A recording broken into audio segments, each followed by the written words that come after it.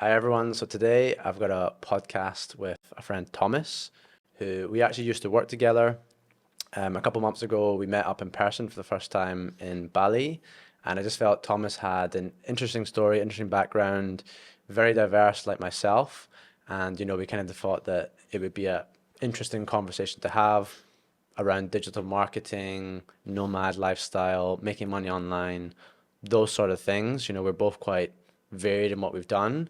And yeah, I just think it would be good to have a chat and see what Thomas has done and see a bit of his background and give you some entertainment, really. So something a little bit different, but without further ado, welcome, Thomas. And maybe you can just give yourself a little elevator pitch to who Yeah. you are. Yep. So, as Cameron said, we worked together a few months ago, but the both of us have actually got something in common outside of work as well. We're both from Scotland, which is actually funny because I have been basically traveling around and working online for since 2017. So how many years that is? And I don't think I've ever worked with anyone or even came across anyone else from Scotland. Really? Yeah, not that I can remember. I think one time in Thailand, I met a guy at some like street vendor thing, Yeah. and that was it. But yeah, I've been traveling around since 2017. As I mentioned, came from Scotland, quitted my job, left everything behind, sold all my stuff. Had a good career in Scotland. I come from an electrical background, so construction sites, and I think they Yeah. were kind of similar. And yeah, I've basically changed my whole life in the last few years in terms of what I do, not in terms of like being successful or anything like that. But I've basically yeah, I think that's a completely big thing as well. Like the Scottish person to be in Bali or to be living that lifestyle, for me, I would say it is rare as well. Like I've met people in like working, but I've never really met people from the same background having that kind of life. yeah, Because I think it's like a small town mentality. It's only a country of 6 million people, and I yeah, think the UK in general is not huge. So at like this sort of, digital nomad lifestyle, make money online, do things outside of the box. yeah, But certainly Scotland is even more extreme, and we're both early 30s, and I think that generation is another level. Maybe it's getting more common now, but certainly for us, yeah. like you've been in it a few years, me too, and I remember back then it was just no one. I was like, I still to this day I think people my same age they're a bit confused. Do they think I'm like lost or whatever? Yeah, yeah, But it's like 100%. no, I'm sure that you living in Bali, did people, do your friends or your family have that as like a what's he doing? Because they maybe see it as like a holiday destination. Do Yeah. they think you're ever going to come back and settle down, or like what is the Yeah, thoughts that's there? a really good question. And it's definitely something that I get a lot from friends and family. I've actually had something quite funny happen the last few years where people are asking me like straight out if I'm happy for some reason. Right. I don't know if that's them like this. Ironic from them Yeah, probably. exactly. It's like, well, of course I'm happy is the answer to that, but it's just weird that they ask you that. And I think what they see it as is they almost see it as you're traveling or being alone in a foreign country, and it's just something that a lot of people cannot like comprehend or actually think about trying. Also, like you said, I did get a lot from my family as well. Obviously, it was a big change leaving Scotland, coming from a construction, like um, you know that your family kind of pushes you in the direction of a career, get the Yeah. good job, get the house, get that nice wife or husband, whatever it is. And then eventually you settle down and you get kids, and then you buy the next big house, the next car, and everything else. And I think it doesn't come from a bad place in terms of like what your family wants for you. Like it genuinely doesn't. It actually probably comes from a good place. I know my mum just wants the best, my dad just wants the best for me. But they don't see like there is a whole other side to the coin where you can actually do this as a living, and it's like a completely different environment. And yeah, I would literally never change anything that I've done over the last whatever it's been 8 years now, Yeah. traveling. But definitely get a lot of pressure from people. Can imagine. But I want to delve into like what you actually did in construction and stuff and that change. Yeah, yeah, But you said something that I get as well. yeah, And well, you mentioned it, and I always get asked this question by people, and that is, how do you actually meet people? Because they think you're alone. So yeah. how is it that you've hmm been meeting people and doing this? Because I know you were like traveling around a bit first. Yeah. Where do you meet people? So when I first left, actually, I had booked an event to go to. That's the reason I left, and I actually had a return ticket as Yeah. well. When I first left Scotland, I was only supposed to be going away for 3 months. What was the event? It was called Jesus, it was called the Digital Nomad Summit, Right. Okay. and it was in Chiang Mai, Thailand, and that's actually where I met a lot of my close friends right now. And at that time, I was doing stuff online. I was making some money online. I was doing like affiliate marketing. I was also in some of the dodgy stuff like MLMs, Yeah. etc. That's where I kind of got some of my marketing background. Obviously, I know now that's just crazy stuff to be doing online, and I still see people still trying to sell it today. Yeah. I mean, we talked about it the other day. I saw someone, Yeah, and that's yeah. when it came up that you did it. Yeah, exactly. You probably never even knew that. Yeah. That's kind of where I got my start. But yeah, that's how I meet people. Usually, like, there's a lot of like Facebook groups and stuff as well that people just don't think of. You know, they think there are a lot of people just too scared to even go up and start talking to someone. And if you Yeah. go to like an event or something, and then people will actually just start speaking to you if you go to these places. I went alone, completely alone to these places, and I think I left with like probably like 50 people who I'd never met before, and we were actually met a big group. I think it was like 25 of us at the time. They all knew each other within Chiang Mai. They were all doing similar stuff. And then they're literally, to this day still, they're like some of my closest friends. Even one right now who I still live with in a villa in Bali. From all that time. From that time ago, yeah. I think that's a big part of it as well, because I didn't do the travel thing initially. I went to London, but for me that was the same thing. It's like you're somewhere on your own by yourself. Yeah, yeah. Open like book. You can do anything you want to do in these places, because it's like, well, let me just try something completely random that people don't associate me with, or that's not been my blueprint growing up. And you're free to do that when there's no one judging you. Yeah, exactly. And then it kind of takes you on the path of like meeting new people, doing different things, and Yeah. changing your whole life. I mean, my direction went Yeah, the exactly. other way. But did you ever meet people from Instagram or anything like that? Like I know I mainly meet girls, but like I've met people from just online friends. Not really Instagram, I would say, not as much, to be honest. You do get like the occasional people messaging you, asking you what you're doing and stuff, but at the start of like traveling around and basically, although I say traveling, a lot of my stuff was like really changing how I live in general. Like my goal was never just to travel everywhere, it was also to change my whole lifestyle. Like I just thought, going back to the construction stuff again, like I just thought, like looking at other people round about me, like, is this it? You know what I mean? That was like, and it's still to this day a huge fear. I think that's like a driving force, and I think fear is a bigger driving force than anything else. Like you can want to be in shape, you can want to have that, but if you've got a fear pushing you behind that sort of thing, whatever it is, and that's what mine is, and I think that's why I've managed to basically stay doing what I'm doing. Yeah. A lot of people come to places like Bali or Thailand, and I've been to like Vietnam and basically all different Asian countries, as well as some others outside that, Europe, etc., and some American stuff. But my whole thing that drives me to continue doing what I'm doing is probably fear, right? I do not want to go back to getting up at 5 a.m., scraping my car out off of ice in the dark, and then coming home at, like, for example, 7 p.m. at night. Yeah, It's basically you're waking up dark and going home dark, and then you repeat that basically 5 to 6 times a week. So that's what pushes me to do it. I know I kind of went off on a tangent there. What you were asking. But I mean, it's all valid, really. So, like, what was the original spark? You went to that event, but you obviously went for a reason. I take it you didn't really like being in construction with that. No, that yeah, lifestyle I as never well. enjoyed it. But I think we kind of touched on this as well the last time we met up. The money was good and everything like that, and I had a good life. You know, it wasn't like I was struggling or anything like that. But sometimes you just ask yourself. I think I'm the sort of person who always tries to get to a next stage in things. I've actually got a tattoo on my arm that says "More, give me more," because I just noticed that every time you reach something, you just want that next thing. And I think a lot of people do that sort of thing as well. They don't just stick to what they've got. So the initial thing that I done was I done the classic Google how to make money online, you know, and then I was building affiliate websites. Yeah. Some dodgy stuff again, to be honest. It was at the time fat burners. Okay. Like yeah, crazy. I wasn't The reason I picked it was not because I wanted to sell fat burners, because I seen the profit margin on them. Like, they made more money if you sold one of them. Yeah. And I was like, well, I'm building this website. This is the most profitable product I can see on the affiliate website at the time. I can't even remember the name of the affiliate website. But basically, I built this single page website, and I was working at the same time.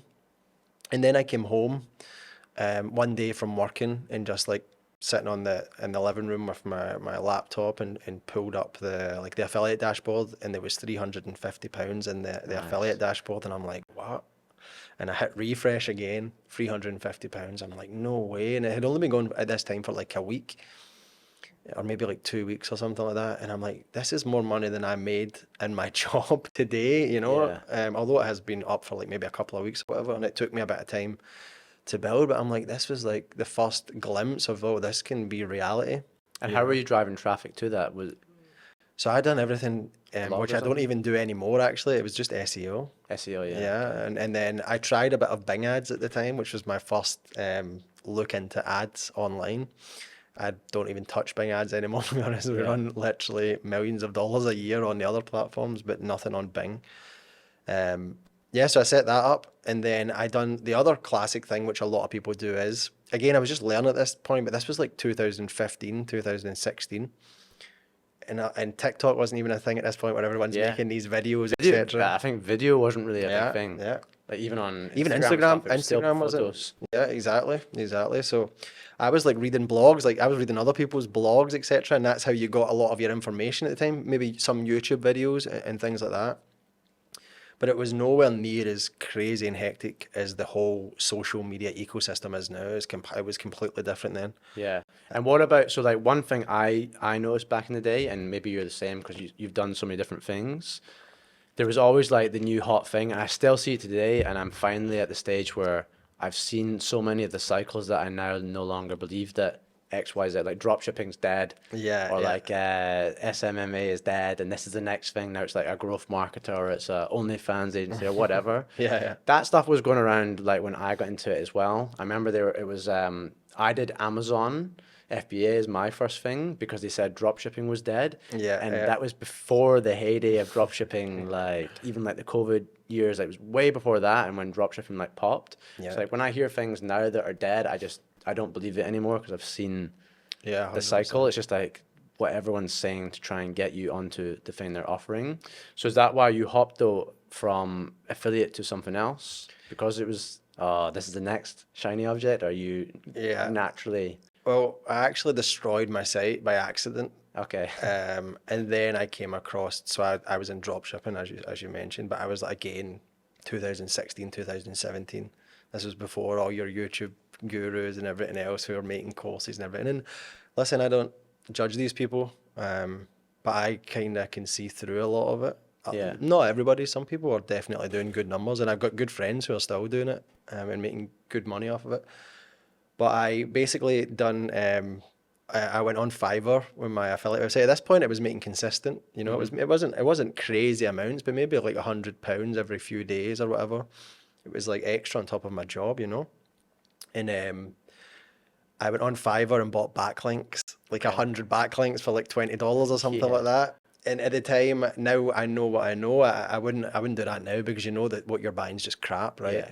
But did keyword stuffing stuff still work at that time, or was that already Yeah, kind it of was all keyword stuff. work? I was doing like putting it on the blog. I had nothing set up like crazy. It was literally just a one page. This is before things like ClickFunnels and that. I was using WordPress to Yeah. build these out. And yeah, I would like put the keyword. I remember the name of the fat one actually. It was called PhenQ, PhenQ. Thank you. It probably still people make money off of that today, like you said, but there'll be people out there who will say, oh, it doesn't work anymore, etc. And I don't think anything won't work unless it's completely banned in some things. Yeah. Like now I can see people are starting to actually get back into drop shipping again. Yeah. But drop shipping was dead maybe a couple of years ago. Yeah. Or it was TikTok drop shipping, but now I think that's Yeah. cleared up the competition for Yeah. just regular drop shipping. Yeah, exactly. And Meta. and you can make everything work. You can literally make everything work. You've just got to be smart about it. I've met a lot of people who are lazy about things, Yeah. and maybe that's what makes me a bit different in some cases. I always go for like quality in terms of things. it's kind of what's differentiating me from a lot of other people. Some people just go for the quick cash. Yeah. No shipping stuff. Yeah, that some people literally who you see of like they tell you directly like, oh, I sold, for example, 1,000 whatever it is, 1,000 products last month, but I never shipped any of it, and Yeah, it's like mad. it's like they're boasting about it, you know, and I'm like, you're literally stealing from Yeah, people, but I also you know? think these days, like, yeah, there's a paper trail, and Yeah, your you brand is super important. Yeah, That 100%. even if you think you're known at the moment, that stuff can be, dug up later on, and Yeah, you might struggle in future with other things you're trying to do. yeah, But yeah, like on the like people lying and stuff, I think because I was really impressed by the numbers you were telling me you were doing on yeah, drop shipping. yeah, But then I think there'd be the actual profit on that was, I don't know, maybe not like yeah. anywhere near people would believe. Even to this day, everyone's showing you the revenue screenshots and it's not believable. But then there's gets to a certain point where you're like, well, that magnitude is so high that they must be making money. Yeah, yeah, Do you want to share like what was yeah, going on there?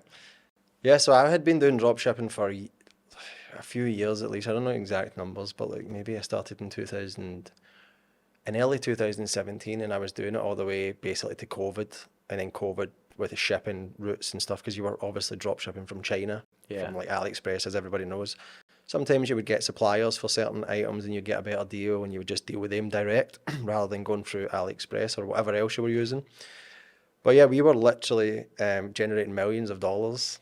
Literally, like one of our brands done 4 million, one of them done like 2 million. This is in the yearly revenue, by the way, Yeah. not profit, revenue. And obviously, I see a lot of the people who share screenshots for examples, and I've got the screenshots as well. You know, I've got like the 3 million or 3.5 million and 1.5 million.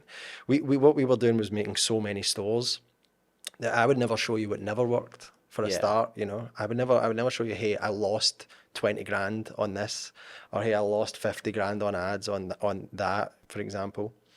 But even with the, like, let's say, for example, one of the stores had done 1.5 million revenue for the year, you were walking away with nothing. Yeah. Literally, you were covering your costs per month, paying yourself like a salary, for example. And how a lot of these things usually died was because you were spending so much on ads, you know. And again, this is not everybody, right? There's definitely people who are Make way bank, better at yeah. this than me, and they make a lot of money. And I know some of these people. Some people I know have literally made millions in profit. But a lot of the time, I would say just be careful with what you see online, because I know from experience, maybe from a million in revenue, you'd be lucky if I walked away with 50 grand profit to myself for the year on a store. Yeah. If I'm lucky, you know. Obviously we had staff costs, we had the ad cost, which was one of the biggest expenses. We were just pumping the ads so heavy, and we would just basically ride the perfect point to be making enough profit every day. So it would look like the business is doing crazy amounts. And then the other thing you've got with that is tax stuff going on as well, which I'm now a lot more familiar with. Yeah. At the time, I was not. So you need to just be really careful with that. But yeah, I see the numbers all the time. I see screenshots. I see like YouTubers sharing them. Also now, like you know as well as me, like we work with brands at the moment, basically running their advertising for them, for whether that's we're working with an agency or we're working direct with them. And we can see the true numbers. Like Yeah. there's brands right now I'm working with, and they're doing, for example, like 600K in revenue a month, but they're not profiting. Yeah. They're making just enough to survive. But then there's the other side of that as well, when you adjust something very slightly on that 600K, and then it could pull in, for example, 75 grand profit in 1 month. Yeah. So it's like it is a really big balancing act to get it right. But in terms of the screenshots and everything else, yeah, it's Yeah, I think as well, like It's a more Wild and more West. people these days, they're like using that as that draws you in, that's what attracts you, and then it's like an info product where they actually make their real money. So they do have the Yeah, yeah. lifestyle, but it's being made by, that side. And I don't think that's inherently bad. If you're yeah, if you're more honest and you're teaching people like, hey, you can make 10K a month with this, and have you can quit your, or even you can make 5K a month, let's say British pounds. Yeah, You yeah. can quit your job or even less, and you can live in like Thailand and something, and you can travel for a couple of years. Sure, that would be fine. Yeah. But they're making it seem as if you can make like 100K a month and have like the Lambo and all this. Yeah. And then that's where like The selling the rented course. Lambo. Yeah, that's where then selling the course becomes, yeah, just basically like fraud. You're not really Yeah. offering. The way that I look at it is, I think it's still impressive that you've managed to get to those revenue numbers. You know, it's not easy to get to that. I'm not saying it's easy. You know, like I'm making it sound like, yeah, anyone can do it. Like Yeah. even getting to 1 million just in revenue is a good achievement in my opinion. So these people have obviously got some sort of marketing strategy or background where, or even like conversion rate optimization, or even the whole basically Shopify store setup side of things where you're looking at the whole aspect of drop shipping. And I know definitely I've took some of these people's courses and it helped me. So I don't actually see it as a bad thing. A lot of people go, oh my God, he's a guru with a course. I don't see it like that. Yeah. Sometimes people take the piss with how much they charge, to be quite honest. Like I've seen courses for like 5K and things like that. And I'm like, well, you can probably get the same information for probably like maybe a $500 course or whatever. So yeah, it's just you just need to be careful what you trust, but it's Yeah, hard. but It's hard. that's the annoying thing you have to do. You have to do so much research and Yeah. like try and find if they're legit or not. Yeah. And there's people that everyone thinks are legit that also like there's courses I've been in where it's like I have all these years experience in the marketing side, and then you'll see what they're teaching and you're like, yeah, well obviously that's to the outsider maybe it looks impressive, but it's a load of nonsense when you're Yeah, actually inside and you actually see it and you understand it. But yeah, so like with all that kind of drop shipping and stuff, you then pivoted to doing marketing. So maybe like we'll look at what you then pivoted to during COVID and like what that's taken you on to now. Because like you're saying, you learned all these skills doing drop shipping as anyone can do. yeah. And then you've used them into other areas and maybe done things that are more in line with what you want to do in life or like what you want to Yeah. provide.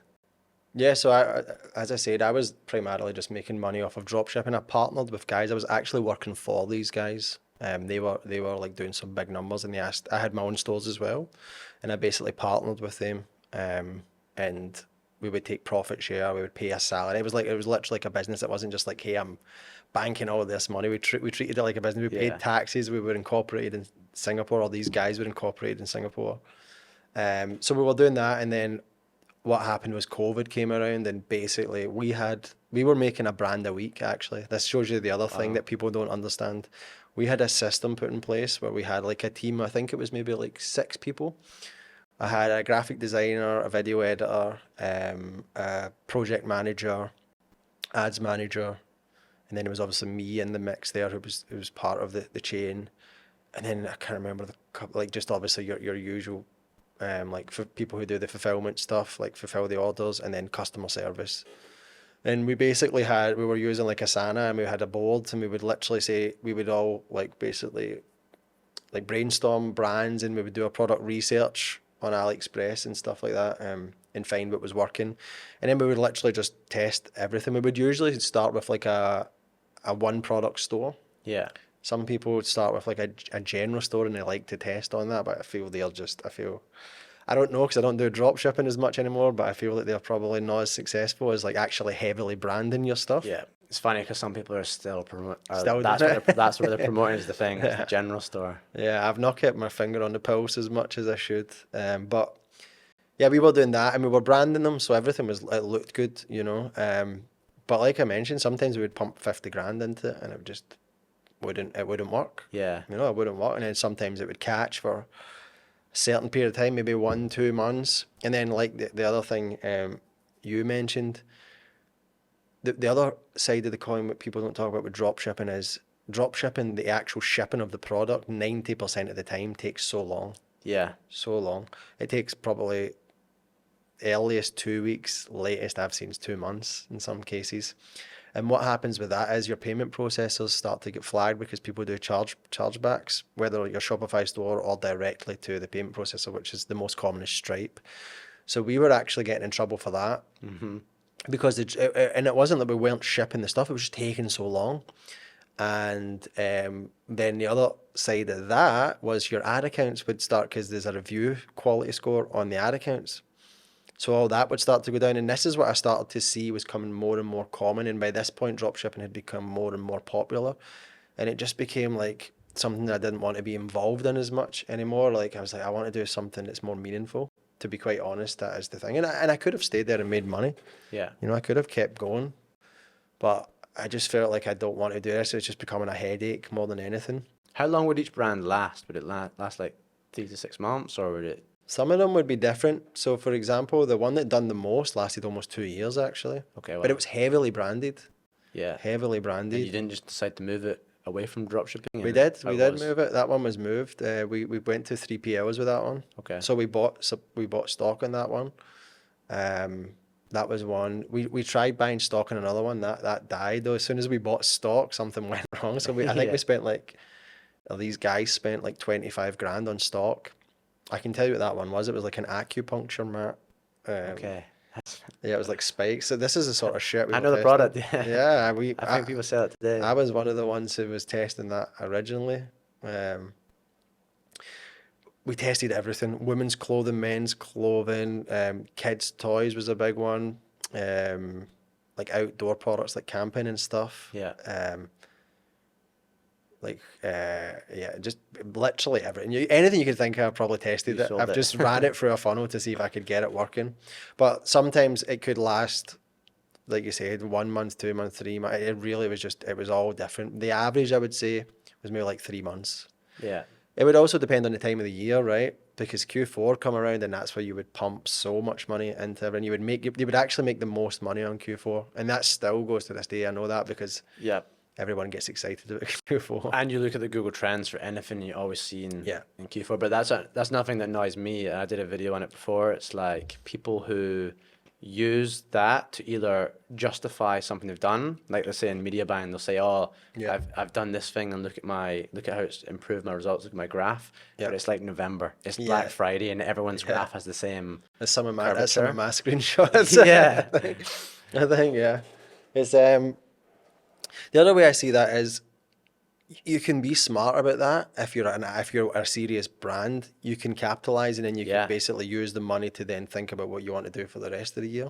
But that's one thing with clients as well that Yeah. try and say it's like, hey, I have a brand that they have certain products that are seasonal. Yeah. And you get it every year, and like you just have to pull up the last year's Shopify or the last 2 years and be like, guys, performance is not down. Yeah, This yeah. is what always happens in your business. There's nothing Yeah. I can do to change this. Yeah, It's just a 100%. seasonal thing. Seasonal products, right? I spoke to someone who was selling like stuff for the summer swimming pool, like Yeah. I don't really call them like floats. Yeah. But they ran their business that way. where Bali? no, in Canada, but they ran their business that way because they were smart about it. Obviously, it's like, yeah, we're not going to have a business in December. Yeah. But come the summer, we smash it hard, and then we go back into whatever they were doing, product development or Yeah. something. But I think a lot of brands don't have that, and a lot of these brands that popped up during COVID, I call them like the COVID brands, where they really had it easy. Yeah. And 100%. now they're struggling. They didn't have those skills to grow it from nothing in a hard market, and they're not evolving the brand. They're not adding new products. They're not trying to diversify. Yeah. And then they struggle as a result. But I think coming from your background where you've drop shipped, if you were ever doing that or you were advising people, Yeah. that's something that is ingrained in how you've learned. 100%. No, 100%. And it's something I've seen as well. And if I was working with, well, I do work with clients, and if I was working with clients, the advice, and this would go against like me making money. You might even want to not close down, but like just don't have an agency working for the first, if Q1's a disaster, save the money and then rehire the same agency to start in maybe Q2, Q3, if that's what you need. Yeah. Because that keeps the relationship sweet for everybody, It makes sense to keep the same people if you're seeing a trend in your data that you've got over let's say it's 3 years worth of data, and you see Q1, Q2 every year is just an absolute disaster. Then what's the point? You're just going to burn through more. You're probably never going to get it work. You might find somebody who managed to tinker here and there and gets it to maybe like stay afloat. But that would be my opinion. Just don't pump your ads as heavy as you were doing in Q3, Q4. Just like chill out a bit, pull it back, and understand that that's what's going to happen. Yeah, or even like negotiate with them to see because ultimately for them it's going to be better having you as a client long term than you trying to continue and then you're done forever. Like even with me, I remember when I started my brand, I asked the 3PL, I went out of stock, and it was going to be a 2-month lead for the next batch. Yeah. So I asked the 3PL, like, hey, can I stop paying the software charge that I'm paying and all these things because I don't Yeah. have anything to sell. It's a new brand. Like, this is going to just be money for me. And I said, long term, I'm looking to grow it. My Yeah. background is this. I can scale the thing. And they're like, okay, yeah, we'll They done forfeit it. your software charge until you Well, come that's back into good. stock. That's the best way of doing it, right? I think Yeah. it's smart. A lot of people just don't look far enough ahead, and I've seen that in a lot of things. So Yeah. So anyway, so what are you doing now? That's probably So that what was am I doing originally now? what we are trying to get to, but yeah. I'm still working with brands and working with agencies. I'm working with an agency right now, as you know. Yeah. So basically, what I do is, I manage clients, and I run their advertisements on the social platforms. So the main ones that I work with is Facebook or Meta, as it's now called. It's got Instagram and everything else under It's it. Facebook. It's just Facebook to Yeah. me. Yeah. And then TikTok's a big one recently that I've actually been spending a lot more in. So we just scaled the brand up. They were only spending, I think, when I started, maybe like 3K a week. Mm-hmm. Just hit them to 21K this week, which is good. So that's a good change in how much they spend. And it's profit. It's a 3 ROAS. So it's going really, really well. But there's also a trick to that. The attribution models on TikTok are different. And I don't want to go into details, but basically that's what I do. Yeah, I work with brands and clients, and I work directly with them, and I help them basically scale. And I look at everything. I don't just do the ads as well. I help them with things. So it might be conversion rates, or maybe what they're doing on the back end, like looking at their emails, etc. Yeah. Yeah. I think that's the key thing. Like a lot of people don't actually.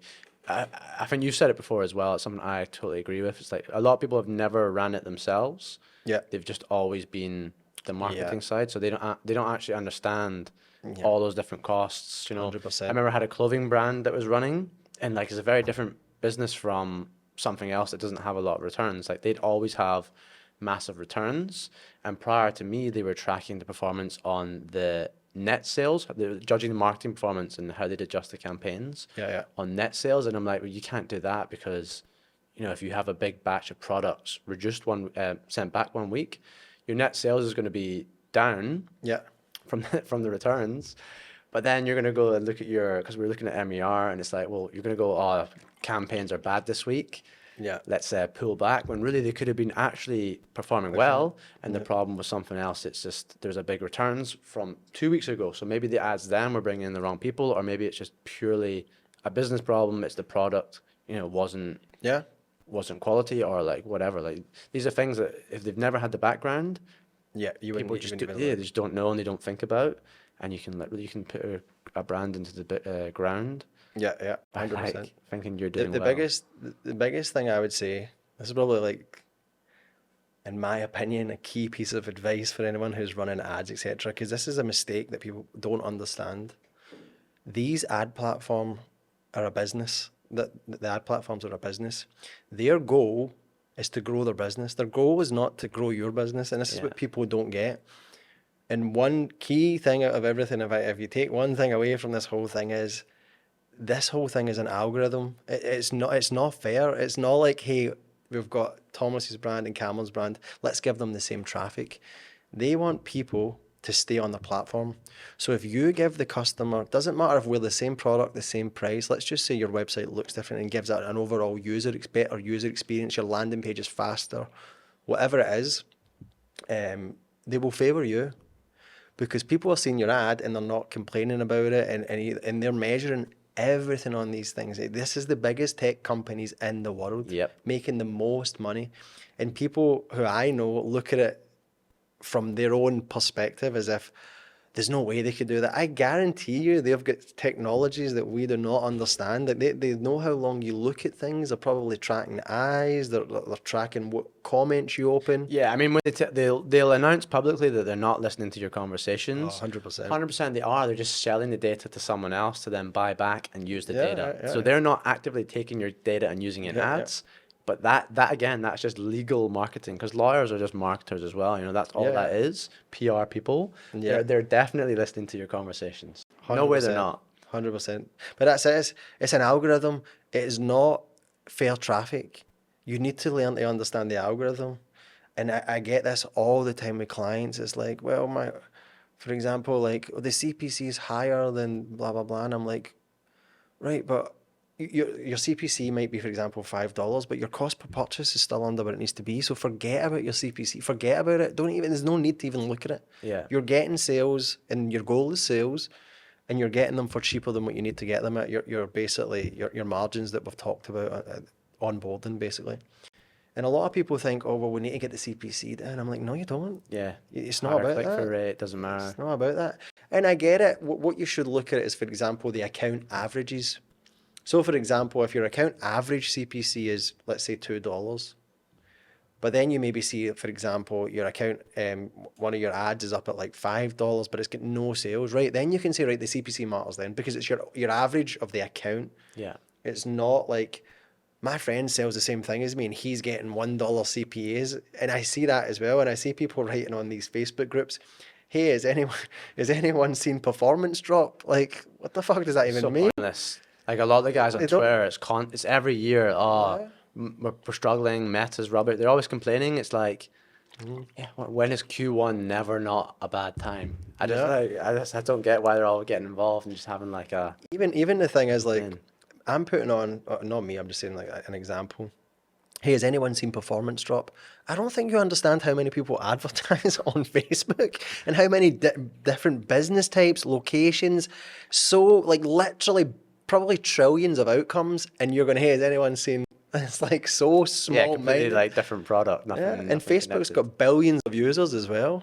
You know, so it could be different product, different location, different pricing. There's so many factors, and then people write, yeah, I seen a drop last week, and I seen it. And I'm like, man, this is more of a coincidence than Yeah, you're anything. looking for some confirmation. Yeah. Like, oh, someone else has got it too. Yeah. And what about you with creative? How like important do you see that these days? Yeah, I think it's super important, to be honest.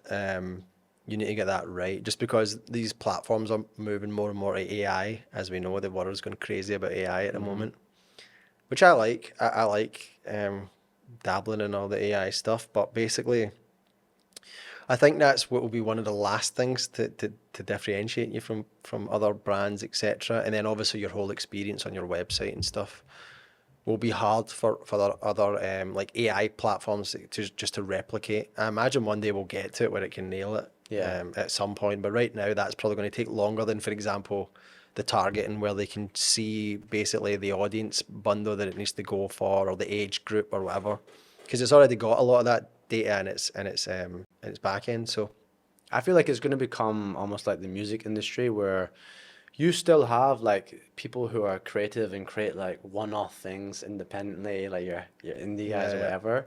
But then you have like the Justin Bieber, where it's just completely commercialized.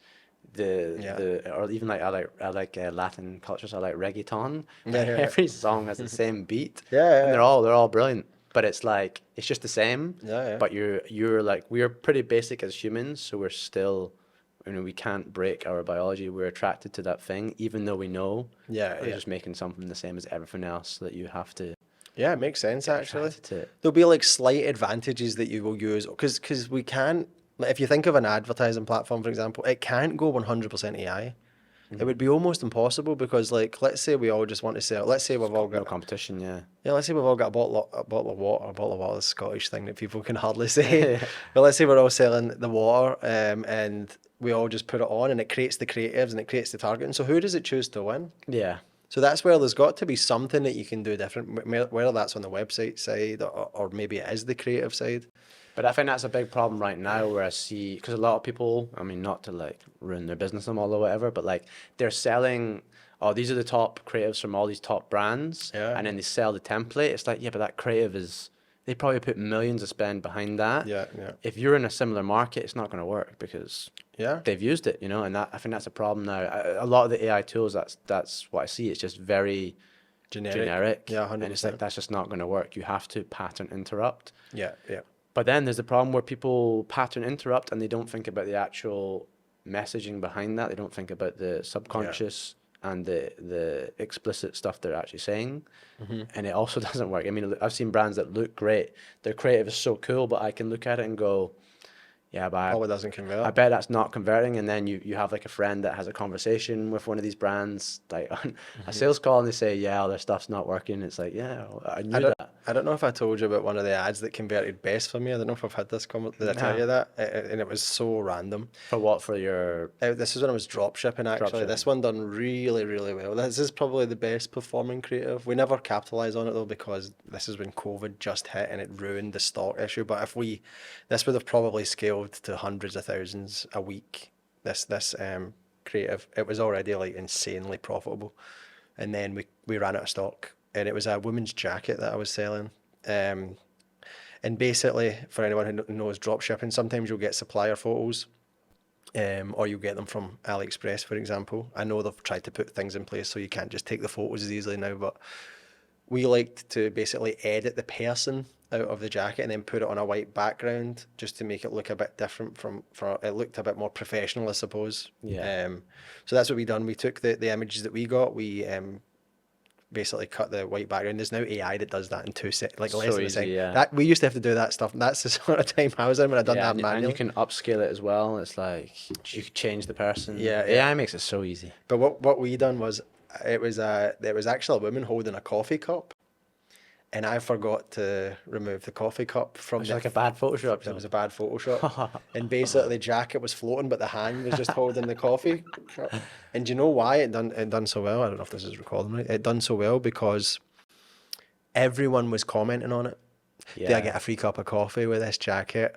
You could have at least tried to do your Photoshops right. Like, people were bashing it, but Facebook loves it because it wasn't in terms of really negative stuff. It was just people engaging on it.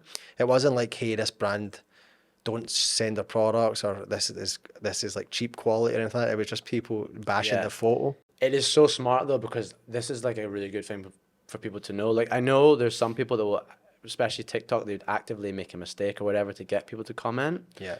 But even things like, so like for my brand, I launched with a creative and it was the worst creative, but of course it was the one that did the best. Yeah. I was super stressed. I was moving flat, and I was leaving country actually the next day. I was leaving Spain to go, I can't remember where, but I was going somewhere in Europe to like move. That was me leaving. I wasn't going on holiday, I was leaving. Yeah. And like the ads were just, I had image ads. I was waiting on UGC content creators, and they were taking so long, and I was burning cash. I was like, listen, I just need something. I'm going to film a video myself. So like the lighting's terrible. I needed a haircut. I'm sweating. I hadn't slept, and it's a sleep product. But it was a good script, fair enough.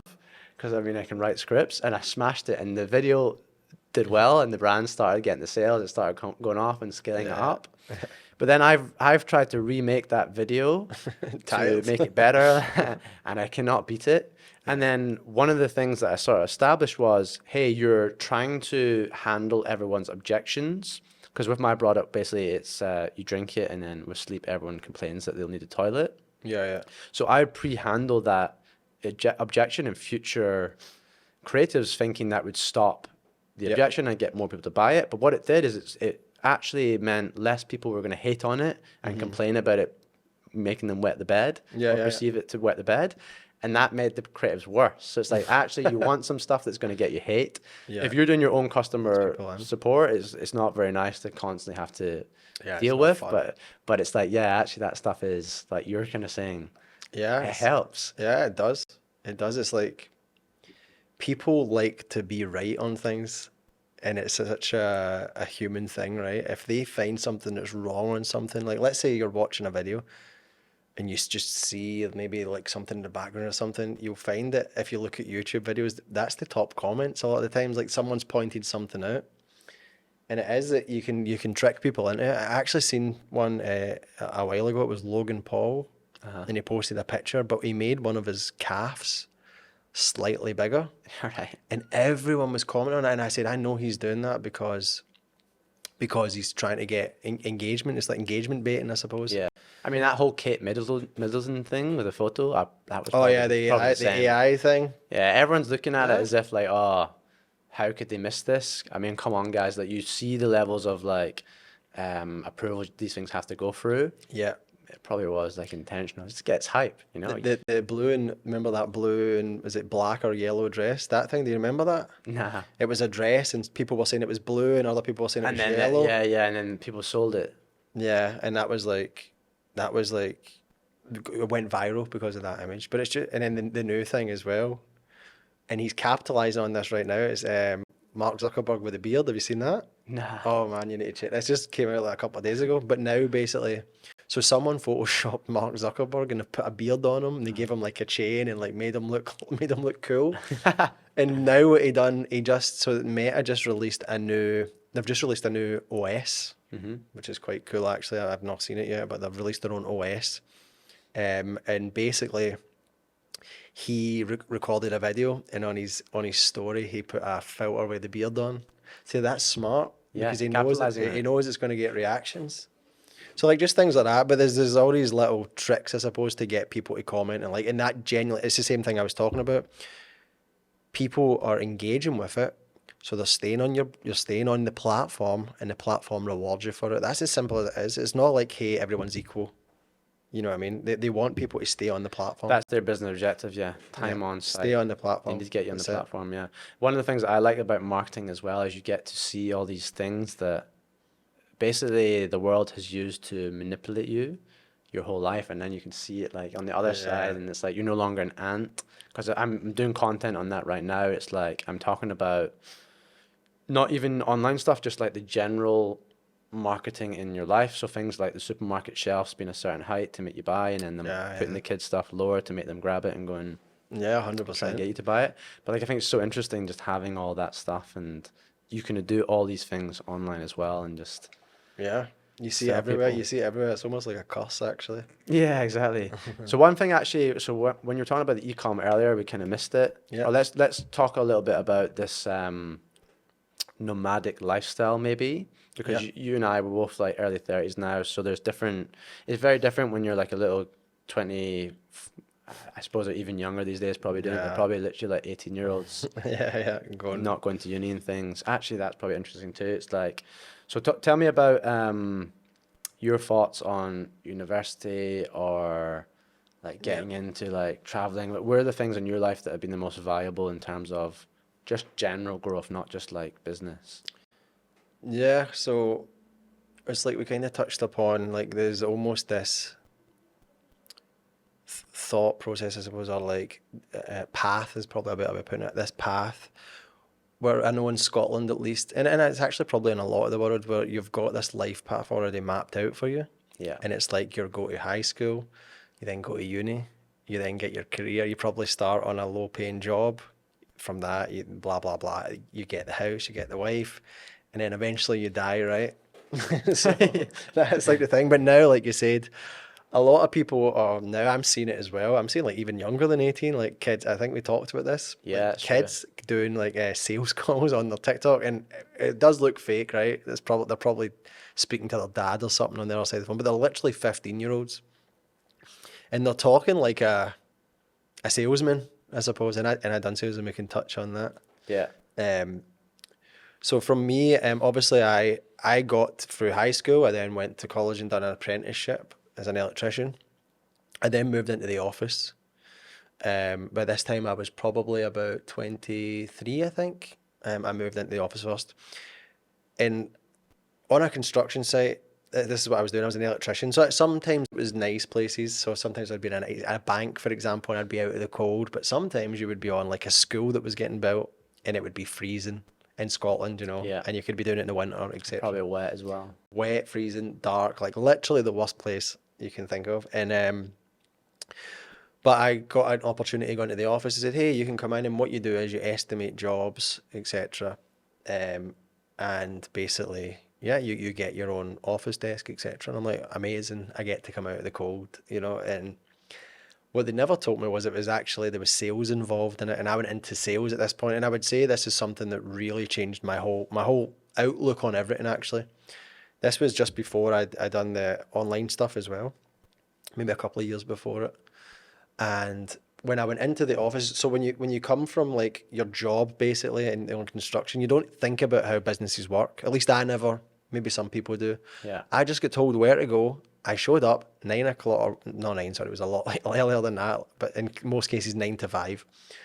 I would go, as soon as I'm finished, I go home and I repeat. I take the weekends off and I go out with my friends or whatever it is, you know, and then I just repeat that. And I've done that for literally years of my life.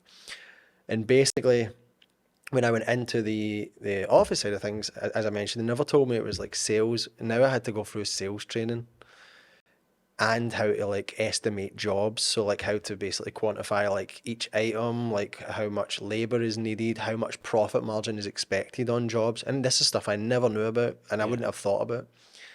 And from that, it kind of opened my eyes up. Oh, like companies need work to stay alive.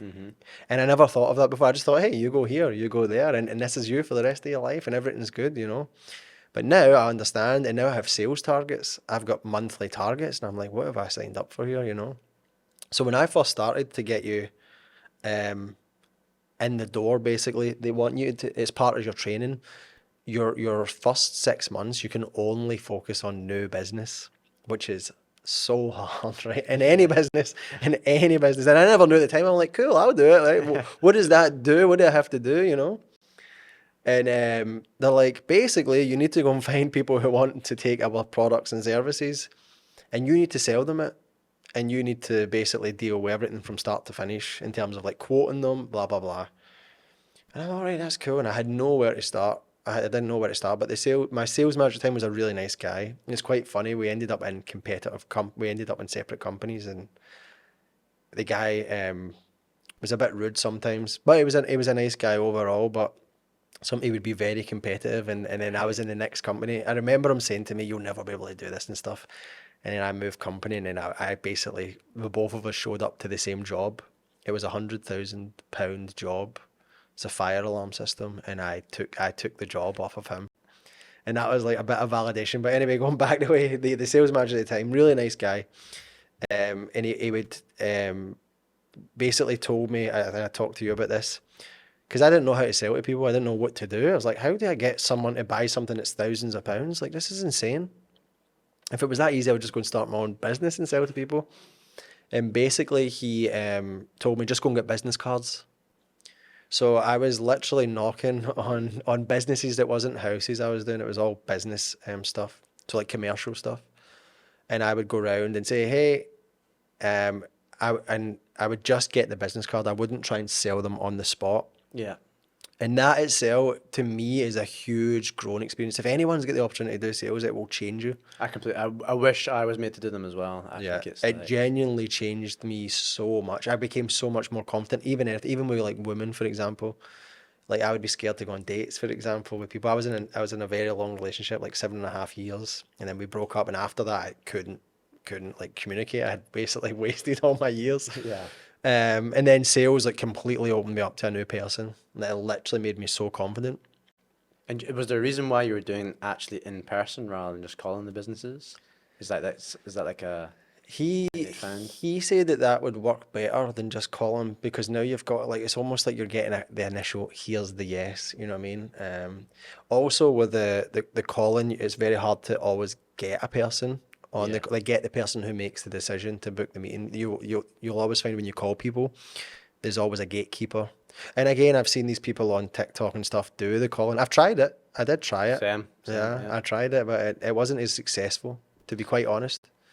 But I also think like everything that's happening now is just a digital version of everything that existed before. That's why I think we're kind of lucky that we came from, because another thing, I think a lot of people I know have never actually had a professional job. They've just always been an entrepreneur. Yeah. And then it's like, but you've never had to work under someone. You've never seen how like a massive companies run, like SOPs, or like basically just the shit that you have to go through as well. 100%. To appreciate what you have. Yeah. But like, for example, you going in person, I'm sure part of that is, well, you have to learn how to be presentable. 100%. One of my like old bosses, like really great guy, mentored me a lot. He used to tell me about a story where he worked with like one of the people from Dragon's Den or something. Yeah. And he turned up in a baggy suit. Oh God. Looking terrible. And the boss was like, take that suit, throw it out, and come back with like a better one tomorrow. There's a life lesson for you. Like, people care about your appearance, your presentation. 100%. That's just personal brand now. Like, everyone's like, oh, personal brand's the new thing. No longer cold calling. You got to make. This is just going back to what it was always like in the physical world, meeting people. You had to be well presented, well spoken. These are skills you have to work on. Yeah. And it's the same if you're doing stuff online. Like, they're 1,000,000%. we haven't changed as a species, you know, we're the same people. Yeah, I couldn't agree more actually, and that was another big thing as well. Like, I actually strongly agree with that because I know like a lot of people will say it doesn't matter. It does. I don't care what anyone says. It does matter. Even if it gives you a slight advantage, it matters. Like, let's say there's two people going for an interview, and one person dresses really sharp, for example, and the both of them have got the same knowledge. The person who dresses sharp and presents himself better has got an advantage on you. Whether you agree with it or not, it's true. There's an 100%. advantage on it. It might be a slight advantage depending on the person who's judging you. There's always an advantage. Even like you hear on like these TV shows, they tell them they don't look the part to be a pop star or whatever it is. You know what I mean? Yeah, So so it true. definitely matters. And even like when I worked in construction, it was funny because like I worked on site. So I worked in the office, but I worked on sites. So you'd always recruit for the project. Yeah, yeah. And the HR or like the head of the admin team was like a lady, Yeah, yeah. and she'd never hire the attractive young girls because these girls are going to be on a site with all these guys. Yeah. And we're all like, yeah, hire them. And they should always It's get like a some. pack of Our whips thing on was building get like, sites. so yeah, get some old like ugly girls so the guys would actually work and not be Yeah, distracted. distracted. So it's like, so if you're that girl coming in, you literally had no chance because that's her. She had the power. That's what she was doing on. People Yeah, are 100%. are doing different things. So yeah, what we're talking about there, The sales stuff. the sales stuff. Yeah, so you recommend sales. 100%. So as I said, I got the card, and then from the cards, I would always go in on a Friday or whatever it was, maybe a Monday, and I would have my folder of business cards. I'd collect hundreds of these things, and I would literally go through every one of them and call them. And again, that was nerve-wracking. People would be swearing at me. How did you get my phone number? Don't waste my time. Like, and we would obviously have like an offer that we were trying to sell them. So it would be like something like, hey, I'll come in and look at your current systems that you've got in place, and we'll guarantee that we'll save you 20% for your yearly costs. That's our guarantee. All you have to do is let us come in and see what you've got. Yeah. And it would be like, how do you know you can save me 20%? And like these guys would go crazy. And it's just like, you just need to learn to deal with it. It's literally, I know you probably hear this a lot on like these TikToks and stuff. It is just lots of no's. Yeah. Just in dealing with the no's, because Dealing with rejection. it becomes quite draining, to be quite honest. So it does shape you, and then you become a bit more callous to it because you're used to basically people. I had some crazy things happen to me. I had a guy take my business card and throw it at me. Damn. Like in his office. Like I came to his office and I said, hey, is the owner? And he said, no, he's not here. Blah, blah. And he says, okay, I'll just leave my business card here if he's looking for someone to basically saving him some costs. And he went, take your card. And I was already halfway out of the building. And I said, I'll just leave it. If you don't need it, it's fine. He literally ran to the thing, scrumpled it up and threw it at me. And I just was like, oh my God. And then later that day, the guy was threatening me with messages. And I'm like, man, all I've done is leave a business card. And Yeah. like, I'm sure you were a young looking guy. I as was well. young as well, yeah. I was like 20s and I was well presented and stuff as well, you know. And it's like, obviously, as I'm getting older now, I learn people have got a lot of stuff going on that you just don't know. And it's stuff that he's probably dealing with outside of. It's not my business card that's bothering him, it's Yeah. something else. He just reacted on you. I think it's the same with like doing customer support. Like I have a rule, and I made it in the brand guidelines because it's not my way to be this way. Yeah, It's yeah. like you have to have 5-star customer service, Yeah. and so like I couldn't act how I wanted to act. If people were being like an absolute pain or they were just being unreasonable, Yeah. and I wanted to be like, oh, I'm not giving you your money back. Like the Being an policy asshole, is the basically.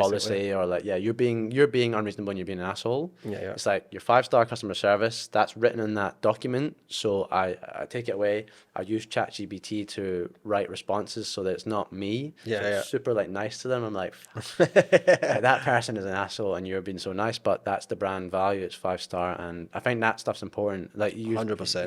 What you're saying, like being non-reactive, getting desensitized to it, as well. It's just to be like, hey, people are people. It's just Yeah. whatever they're going through is not you. You're not the one getting rejected. Yeah, Like 100%. it's not you. It's just your. And I think I took that into like my client work now. Like I'm known to do well with clients on calls, and you have to be desensitized to that as well, because sometimes the clients they can be quite rude as well. Not all of them. Some of the clients are amazing, but I've had some bad experience, and some that you may know of as Yeah. well. People have lost their jobs, etc., because of it. But yeah, I think I took that from that, and that's actually another thing. That's how Amazon became so big. They focused on the customer experience, Yeah. fast shipping.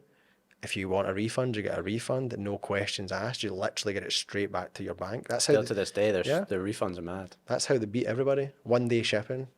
You literally cannot compete with Amazon. So yeah, that's what I would say. If anyone, I know that goes all the way back to your question about growth.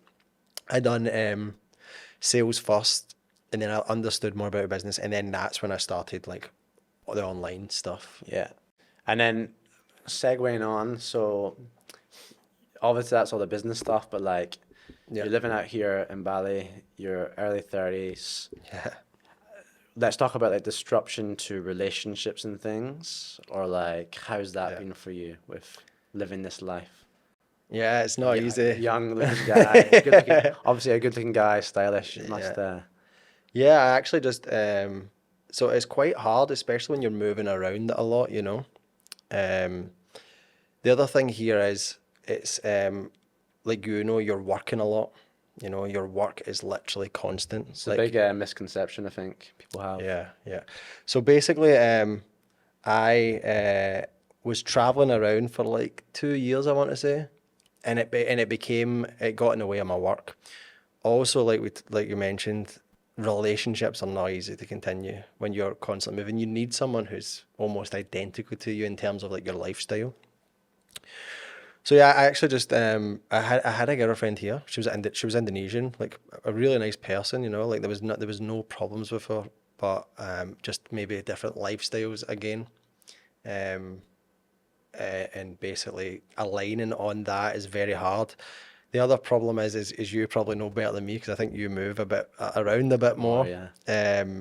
When you're moving around, people also come and go, so it's like trying to basically get two things to connect at the same time is very, very difficult.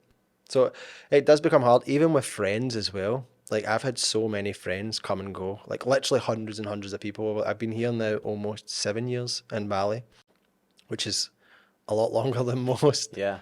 That's the Um, thing, like you say, I move around a lot, but I see this as a temporary place. yeah, So I'm sure a lot, use the other way, people are moving around you. yeah, yeah. But that's the thing, exactly what you said. With Bali, it's like a holiday destination. Yeah. I don't like when people think of Bali, they probably think of like things like the beach clubs and everything. I don't go to that. I stay in a villa. Yeah. I've got my own office and I work from there and I'm serious about what I do as well, you know what I mean? And I've got goals and stuff that I try and work on. Now, that's not to say I don't have fun and I don't go on dates and stuff like that. I do that stuff. But like you said, people come and go. You'll meet someone, let's say it's on a dating app, for example, and they're leaving in a week's time or 2 weeks' time. And you always hear the same thing. And I'm sorry if anyone's listening to this, but yeah, I'm coming back and I'm going to live here and stuff. And then it's like, you know what I mean? They don't. They just don't. And it's hard to really make a proper connection. So I actually found that my last girlfriend, as I mentioned, was Indonesian. So she lived here. But then she never lived in Bali. She lived in another island. So that was still coming into play. And Bali can become quite expensive if you don't know what you're doing. You know what I mean? It's a lot more expensive than other countries that I've lived in. But it's yeah, it's difficult. I'm not gonna lie, it's difficult. So I don't know what the plan is in terms of future. I don't even know if I'll be here long term. My business and everything's set up here. I still love it here. I've not got any issues. But like we kind of touched on, we're starting to get on a bit. Like, right, Yeah. I'm 34 now. I just turned 34 a couple of weeks ago. And it's now you're starting to think, do I want to have a relation, like a serious relationship, and do I want to like maybe think about kids and things like that. But I also think, again, we talked about this, it's like we're in this hustle mode constantly, Yeah. and we're always trying to achieve something a bit more. Even though like I could continue doing what I do right now, and I know there's people who we worked with who have got kids and stuff who probably make the same amount of money as us, and they manage to do it. But for me, You want more. I want to progress. You know what I mean? Did you have any desires for like, so for you, is it just money or are you like looking to create something that you can look at and be proud of, or even like other people can see, and you get that sort of external validation of, hey, this is the thing I created. Like, what for you is the driver, do you think? That's a good question, actually. I've never really thought about it like that. I mean, money is, and this is another thing that I'll probably disagree with a lot of people. A lot of people tell you money's bad. Money buys you freedom and time. I look at money as time. Yeah. And I think that's something that maybe differentiates me from a lot of people. People will go, and I speak to friends from Scotland who all they do is work. Like literally all they do is work, and they've got no money. Mm-hmm. But I've always been different in the sense I look at it like I'm buying time, and I look at my whole lifestyle as time. So in Scotland, for example, I had like a car, I had the house, I had the latest iPhone every time it came out, things like that. I had Sky TV, for example, like it was paying £200 a month for the fastest possible internet that I wasn't using as much because I was in building sites, and just like stupid stuff that you never really needed. The car was like overpriced and you were paying for petrol and everything. And Yeah. So I've not owned a car in like 10 years now. It's mad. yeah, but that was like, so that's the way I look at it. But so I look at money like that. I look at it like, well, I can buy X amount of time in front of me by making the right choices. And people don't look at that. They look just at this small thing, and they say, well, I need to save to buy my next mortgage or the next car that I want to upgrade to. And do you know what? Nothing against these people. If that's what makes you happy, good for you. I just don't look at it like that. Yeah. I think that's an interesting point as well, is on like that risk sort of side. Because I was telling you, my dad said to me, you know, like, are you putting money away for this or that? Like, it's better to do that rather than like, you know, go for it or spend money on new ventures. And my thing was always like, I would rather be poor and I tried 100%. than That's the way I see it. Yeah, just all right, but I never actually even attempted to try and 100%. do something big. Yeah, it's like, I'm going to sound so philosophical here, but you do only get one life. You know what I mean? You do genuinely only get one shot at it. So it's up to you what you want, right? And again, I've got people who love their lives, and that's similar to what I've done before. And if you're happy with that, cool. It's like, I've got no problems with what you want to do. Same with anybody. If someone just wants to sit in their council flat in Scotland and watch TV all day, and if that's what makes you happy, then so be it. Yeah. And there is people like that. But for me, there's just some driving force that I cannot really put a real like stamp on what exactly it is. And you kind of touched on that. Is it money? Is it this? I like the idea of, so I never really talked about this, but I'm kind of like into software now. Mm-hmm. And I taught myself coding over the last 4 years. I've been doing it now. And that's like kind of learning a language.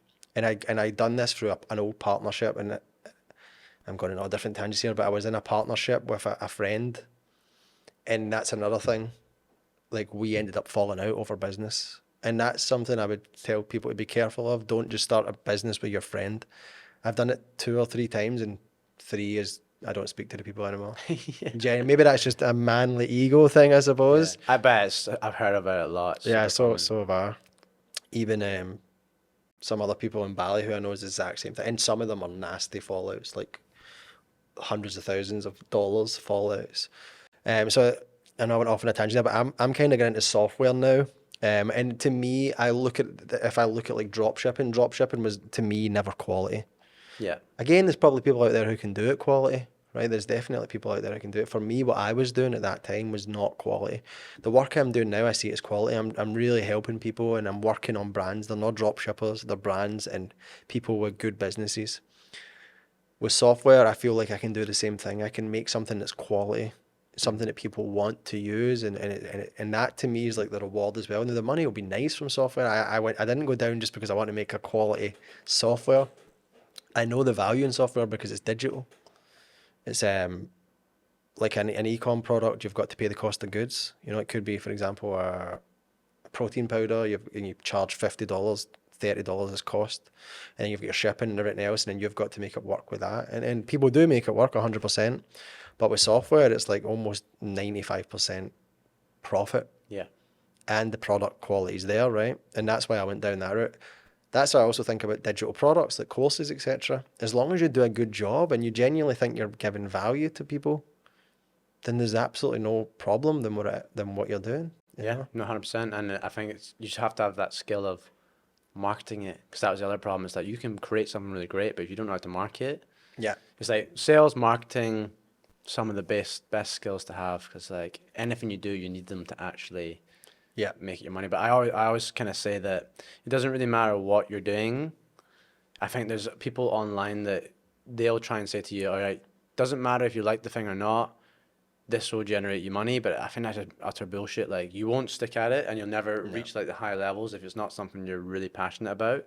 You're better doing something that you just like, and then figuring out how you can make money doing that. So like I had a friend that was a pole dancer, but like a competitive one or Sort of whatever. course. Made a course on Really? stretching, and then also now I think sells stuff that help you stretch. But also there's people you could like sell clothing for that industry. Like any niche there is things around it to create a business Yeah. around, no matter how like underpaid you think it is. And we were sort of saying as well, we've worked on clients in the past that you would never realize that that random thing that they've made a business out of is making them so. They're some of the best earning clients. It's like 100%. you have the one with the flagship supplement, but it's some guy making some like random ass thing. Yeah. Who's the one making the real bank? 100%. I've seen that a lot actually. It's the weird products that usually, if you look at it, you'd go, It's not Yeah. making money." And then you get to see their store back end or whatever it is, and it's like, wow. I've seen that time and time again. And I agree with that as well. Like, you can try and go down like the fancy route, but it usually doesn't work. The software side is the harder route. Yeah, That's hard. That's why I chose it. that's it. If you like it, go the hard route. Just I really take your enjoy time. it as well. I actually do. It's like almost like, people do Sudoku and stuff like that. It's like puzzles to me. And then when I think I talked about this as well, it's like when I was a kid, I used to play a lot of Legos.